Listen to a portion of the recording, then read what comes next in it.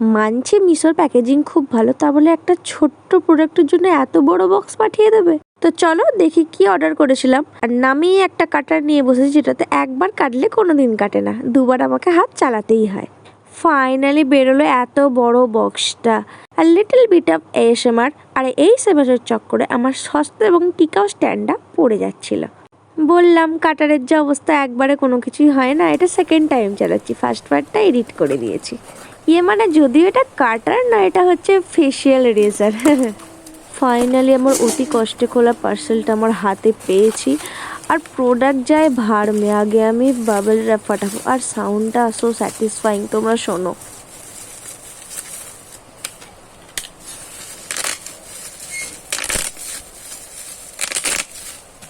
কার কার সাউন্ডটা ভালো লাগে অবশ্যই কমেন্ট করে জানিও।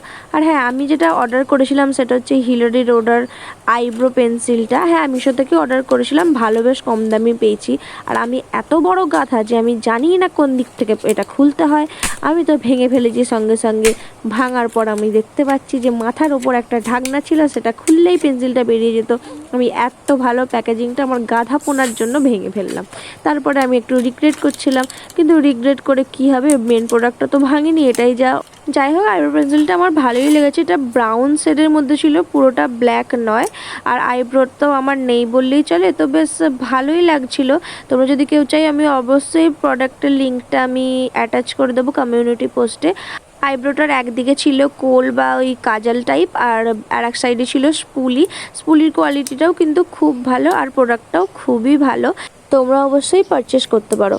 আর হ্যাঁ, যাচ্ছ কোথায়, চ্যানেলটা প্লিজ সাবস্ক্রাইব করে দাও, কারণ এরকম আনবক্সিং আরও আসছে।